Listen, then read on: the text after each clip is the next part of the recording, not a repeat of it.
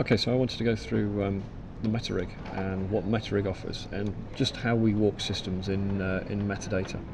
So this is animation from Homefront, just something we picked out. And what I want to do is go through how we interrogate and find data on this rig. So if I open up the MetaNode UI, this UI is something I open up every single day, time and time again. This basically is all MetaNodes currently in this scene. So we have our export node and a cry meta rig and all the various other bits and bobs system nodes that build this rig up. And you'll notice there is an M-class ATA. And M-class ATA says on this one cry meta rig. And that means whenever the system hits this node, it will give me back a class, an instantiated class of cry meta rig. Cry meta rig is a subclass of MetaRig. It's how we've internally dealt with the systems. And if, for example, I select this, in fact, you'll see the support nodes, you'll see the classes these are going to bound to. So this one is a cry export character, and that will give me back that cry export character class. And by using the attribute walking, if I double click, that walks all the attributes. There is a command called get children, which is what is happening when we double click that node. It will go back and give me everything in the system. If I graph this data, graph networks, there's our data, and I do that. If I graph with all the nodes, this is the internal structures of our rig. So you can see MetaRig is this thing over here, is the entry point for all the system. Everything hangs off it. And off those we have subsystems. So we have an ARM subsystem, and the ARM subsystem has a support node, and it also has a finger system, as you'd expect. And when double clicking this, we are running get children. So ARM system here, if I double click it, will give me all of the subsystems, including the fingers. If I do it just on the fingers, it will just give me the fingers. If I do it on the rig, it's the whole lot. Let's just go back into this. So how do we actually do this in code? What benefits are there in code? Let's get rid of that. And let's open some code up. So I'm going to do a few imports. And the first things first is, how do we actually make a metanode? So let's come into here. We're going to select this cry meta node, and I'm going to give this node into here. So I'm going to say meta class. Meta class is the entry point for most of this stuff. It's a bit like Pinode when you pass a Pinode in. And that will give me back a cry meta rig, because it's being told by this attribute here to give me back cry meta rig. It's instantiated that class. If I select nothing, I can use this call. This is, again, I use this 1,000 times a day, get meta nodes, and I give it a type. So it's going to search the entire scene for all instances of cry meta rig in the scene. I'm taking the first instance, which will again give me back my rig class back. I can do it the other way. I can select a node in the system, left foot, for example, and I can say give me back the system root. So I'm in a meta system, give me back the system root. So it's walking all the way up the trees to give me again back my cry meta rig.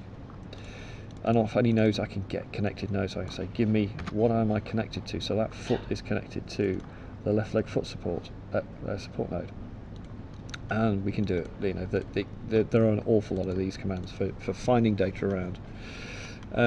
One of the main things you need to know about is the CTRL main. This is purely for the cry meta rig. Oh, sorry, for the meta rig. CTRL main is meant to be this node here. This is our world master controller for the entire system, and that's what this one always should point to. If you dig in the code, you'll see why later on.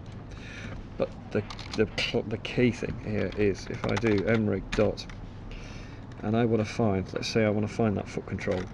If I do right next, do autocomplete, and you'll see there's a left system. Now this is the attribute, so this is inspecting the attribute. But that attribute, because it points to a node and it gives me that node back, will instantiate the class. So by doing that dot, I've walked classes and I've walked into the left leg system. And I know off that leg left system is all my controllers. And there's all my controllers, and as I've got down below, there we go, there's my foot controller. So I'm walking from rig over the leg system to give me back the foot controller.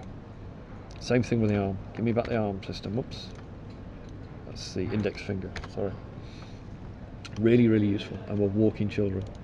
Now I don't want to dwell too much on these, but as I've said, get children is a really important command, and there are various caveats to it. There is a thing called matters, and matters will give me back a filtered list. Matters is atters on those meta nodes, and in this case I'm saying anything that size equals 1, which happens to be the left. So give me back all of the controllers on that rig that are of side left, or give me, in this case, all the controllers are side left but not type finger. In that case it'll give me all of those back. And there's another one called CATAs. Like I say, I'm not going to dwell on these, but they're very powerful for finding nodes inside. But the main thing that I want to do, other than the ability to walk these nodes, is show you what else you get with MetaRig and why it's so important. Incidentally, this rig that we've just seen here isn't built in code. This rig was built by a macro. So the rig was manually built, and the actual MetaRig is applied afterwards. And there's an instance here in the Red9 core in examples. MetaRig Morpheus will show you how you can go about adapting your rig and adding MetaRig onto it. There's no UI for this yet. I keep thinking about doing it, but that's quite a handy thing, and it will show you about adding meta subsystems, etc., and grouping the nodes. But this is what I want to go through. This is the really cool stuff. MetaRig, because it's part of Red9, binds directly into all of the Red9 animation handlers. So if we take this guy, let's move him somewhere, that'll do, not pose. Really simple. Pose cache. Pose cache is hugely powerful. It's a direct hook into the pose stores, and I can just go pose cache. There's our pose node that we've just made by taking this cache, and I can load it. So if I scroll along, he's over there, and just go load. There's the pose loaded back. So pose handling is dealt with for you. I can do more than that. I can say, if I give the pose cache store, if I give it a file path, it will store that current pose off the file. And obviously there is a load for that, but this also gives you access to the pose compare. So by saying, here's the pose I've just stayed, here, this is this current frame, by going pose compare, it will tell me if this pose, if this rig is currently in the pose that was stored against. So it says poses are the same. If I select this guy, and let's say we just move his fingers, I don't know, let's move whatever that is, left finger is it, or whatever, just a tiny bit. If we do that again, pose rig. Poses are different, and if poses are different, float mismatches. Left fingers are different. It expected this value and it got this value. Really good for debugging, particularly with game rigs. No do for time. And we can also store the pose off onto an ATA. So again, if I select this node here, this is the main rig. If I go pose cache store ATA equals foobar. There's a new attribute called foobar. It's just made, and it's got the pose data on it, which means that that pose is cached internally on the node. Really useful, and again, that's something that we use in all the time. I'll get to that in a second. Something else that's exposed is mirror data, so I can get the mirror data, which gives me back my mirror hierarchy class. It's bound by the anim UIs. So if this guy, let's have him wherever he happens to be. Now, where is he? Get mirror data. I can go mirror the guy, mirror the pose of this guy. There we go. It's pose mirroring, and I can do the anim mirror. That's mirrored the whole animation in one go. Really simple, and it's bound for you, so you get access to all of these functions by direct. And then there's two more which are very useful indeed. Load zero pose. Zero pose, as we've just seen, pose cache can store data directly onto an attribute. Well, load zero pose is just that, except it's wrapped specifically. You see here we have this zero pose. So when we make the rig, we store a zero pose, and that stores the state of the rig when we actually built it. So if we just select that, there's our zero pose for this rig. Nice texture on the face. There's a pose that it was stored at. So if at any time we want to get back to a T pose, it's there. It's one command that does it. And then finally, the ATA map. ATA map is very, very useful indeed. Let's open our outliner up. So here's our rig, and what you'll see on the rig, let's get rid of this, is that all of the channels should be nice and heavily locked. You know, we only expose what we want our animators to get to. But as a rigger, you might want to move this group or shift it around, so you might want to unlock this group. And then you've got to remember what you've unlocked and the state the attributes were in.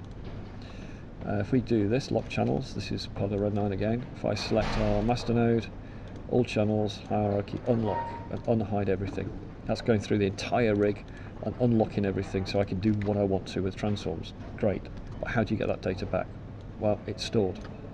And there is a store ATA map, and similarly there is a load ATA map. So if I do that, that restores the initial state of every node in the rig. So that restores all of these groups to be locked as we need them, and all the channels exposed to the animators are put back. So you get instant access to all of these really powerful animation functions directly on the MetaRig, as well as being able to walk systems, and the walking is absolutely key to all of this.